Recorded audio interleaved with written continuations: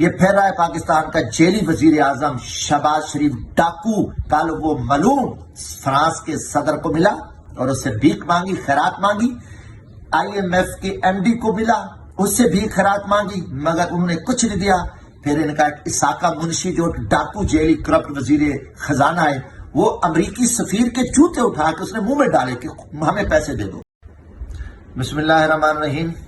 قل واللہ احد اللہ الصمد لم یلد ولم یولد ولم یکن لہ کفوا احد. صدق العظیم. السلام علیکم ورحمۃ اللہ. ہمارا دشمن بزدل بھی ہے. یہ رات کی تاریکی میں دہشت گردوں، ڈاکوں اور چوروں کی طرح حملے کرتے ہیں. رات کو میرے آبائی گھر فرید کالونی میں یہ حملہ آور ہوئے، تالے توڑے، لوٹ مار کی اور انہیں ذلت اور رسوائی کے سوا کچھ نہ ملا. پھر یہ شہر میں آئے. میرا وہاں کرائے کا چھوٹا صاف ایسا گھر بھی ہے. میری بیوی اور میرا بیٹا جو 4 ماہ کا ہے وہ موجود تھے، اور برادر نسبتی بچہ ہے، وہ بھی 8ویں کلاس کا اسٹوڈنٹ ہے، وہ بھی وہاں پر تھا. انہوں نے گھراؤ کیا، خوف و ہراس پلایا اور انہیں تشدد کا نشانہ بنایا. برادر نسبتی کو انہوں نے اغوا کیا، لے گئے. 4 گھنٹے انہوں نے اپنے پاس رکھا. میری بیوی کو دھکے دیے، تھپڑ مارے. معصوم بچہ زمین پہ گر گیا، وہ چیختا چلاتا رہا، مگر ان حرام خوروں کو کوئی خیال اور حیا نہ آیا. 3 گھنٹے کے بعد یہ واپس گئے. میری بیوی 4 کلومیٹر پیدل چل کے رات کو 2 بجے وہ میرے عزیز کے گھر گئیں. بعد میں کچھ دیر بعد یہ واپس آئے، کیونکہ DPO صاحب جو ہیں وہ 2 بجے رات کو اپنے دفتر میں موجود تھے. انہوں نے کہا کہ مجھے اوپر سے احکامات ہیں، آپ جمشید دستی کی بیوی کو گرفتار کر کے ہیں. یہ پھر آئے، پھر انہوں نے وہی اپنی حرکتیں کی. تو گزارش ہے کہ پوری پاکستانی قوم دیکھ رہی ہے، اور میں بھی پوری پاکستانی قوم کے سامنے یہ اپنا موقف رکھنا چاہتا ہوں کہ یہ کیا کر رہے ہیں. یہ کی تمام حدیں کراس کر گئے ہیں. میرا جرم ہے کہ ہم عمران خان کے ساتھ کھڑے ہیں. عمران خان پاکستان ہے. عمران خان 24 کروڑ عوام کے دل میں بستا ہے.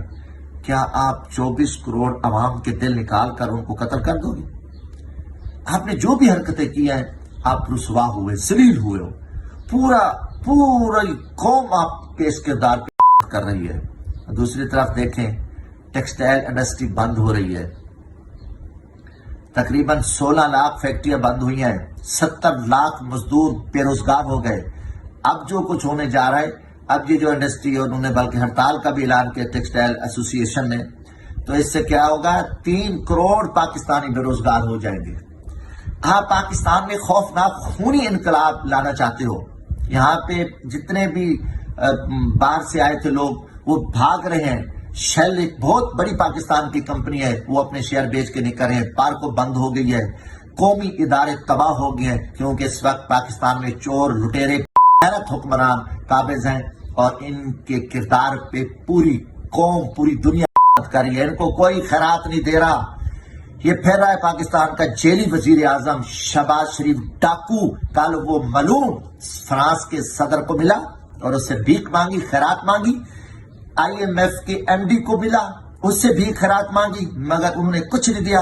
پھر ان کا اساقہ منشی جو ڈاکو جیلی کرپٹ وزیر خزانہ ہے، وہ امریکی سفیر کے جوتے اٹھا کے اس نے منہ میں ڈالے کہ ہمیں پیسے دے دو، ہمیں پیسے دو. تو امریکی سفیر نے کہا دفے ہو جاؤ، تم چور، لٹیرے، ڈاکو ہو، تمہارا پیسہ باہر پڑا ہے. وہاں سے اسے ذلت اور رسوائی کا سامنا کرنا پڑا. باہر نکلا ایک صحافی نے کہا کہ IMF سے کیا ہوا، تو صحافی کو تھپڑ مارے. یہ غلط ہے اور قوم دیکھ رہی ہے.